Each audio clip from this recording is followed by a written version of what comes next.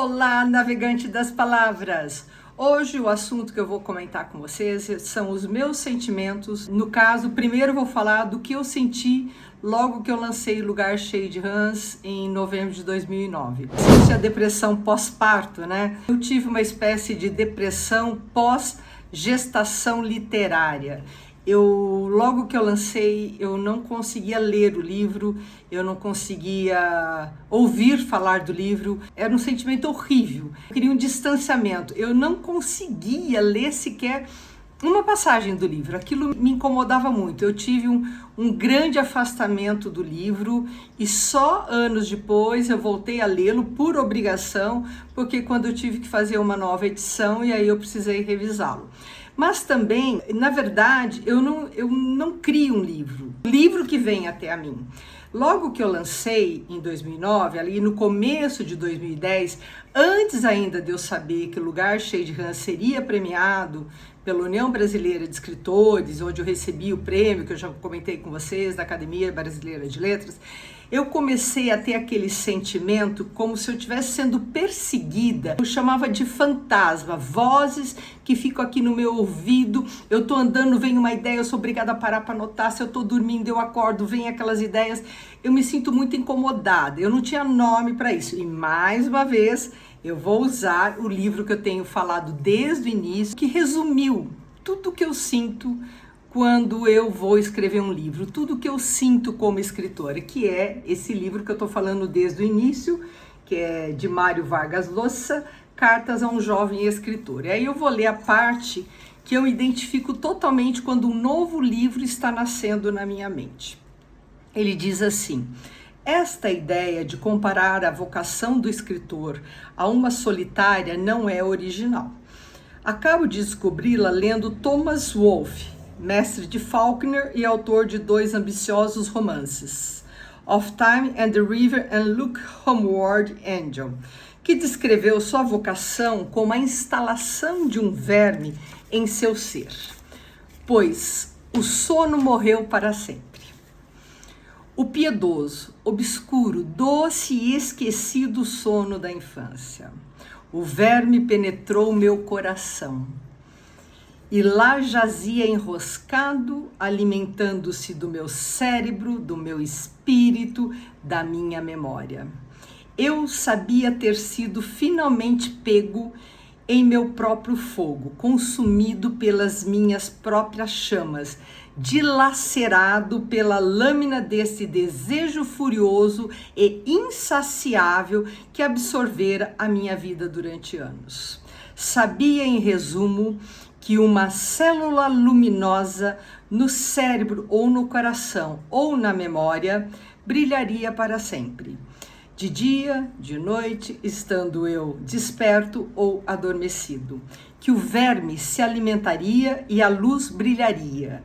Que nenhuma distração, comida, bebida, viagens de lazer, no caso dele, ou mulheres, seria capaz de apagá-la e que nunca mais, até que a morte lançasse sobre a minha vida sua escuridão definitiva e total, eu lograria fugir dela. Descobri que finalmente me tornara escritor.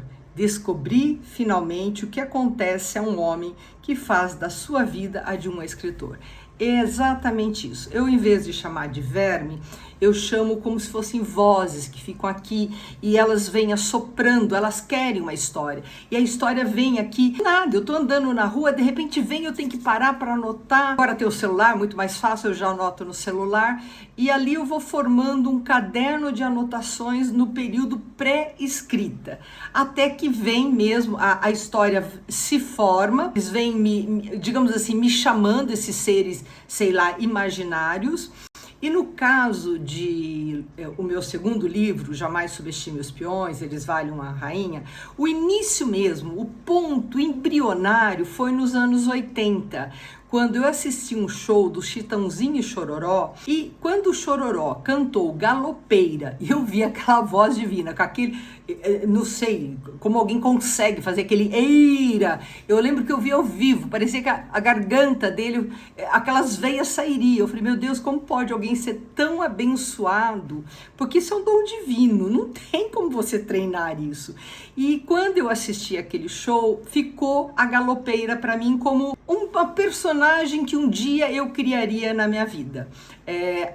Então, lá atrás, bem nos anos 80 ainda, só nasceu essa luzinha. Depois, outros temas que foram vindo para minha mente, esses assovios, esse verme que toma conta da memória, do coração, do nosso ser, dia, noite, foi se acentuando e ficando mais forte. Aí veio também para mim o tema do xadrez, que eu joguei quando criança também, então também intensifiquei o xadrez.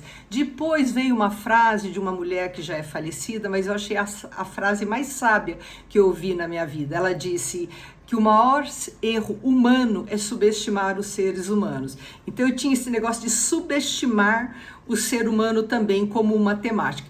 E por fim vinha a temática do lótus branco, a flor do lótus branco, que desde que eu conheci o Templo Zulai, lá um templo budista em São Paulo, eu vi aquela flor, eu fiquei encantada, eu passei a ter tudo daquela flor, o tal do kit, né? Eu passei a ter miniaturas, porta-vela, um monte de coisa da flor de lótus. Tanto que inicialmente esse meu segundo livro se chamaria Lótus Branco. Mas à medida que eu fui escrevendo e tudo mais, aí mudou para Jamais Subestime os Peões, meio que em homenagem àquela frase que o maior erro humano é subestimar o ser humano, que eu aprendi com essa senhora. E aqui eu vou mostrar para vocês o caderno que originou tudo isso. Para vocês terem uma ideia, olha, aqui está a capa do caderno, bem romântica, né? Não era aquela capa jamais de Lugar Cheio de Rãs. E aqui tá a data, ó, 18/4/2010, 12h30, New Book. Eu escrevi e aqui eu começo, olha. Aqui vocês vão ver, olha, os rascunhos, ó, capítulos.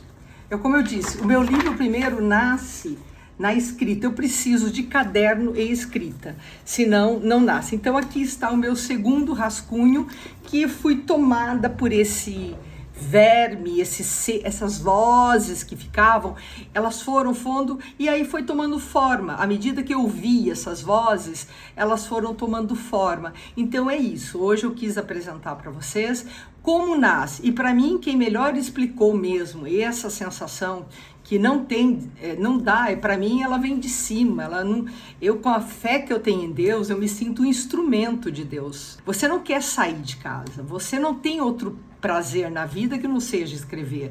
E para mim quem melhor explicou foi o que eu li para vocês. Quando eu li esse livro do Mário Vargas Llosa, ele me tranquilizou muito com a questão da escritora. Então é isso, navegantes, por hoje. Falei um pouquinho do sentimento e de como nasce a fase embrionária de um livro meu. Então, espero vocês na próxima rota. Paz, navegantes, a todos nós.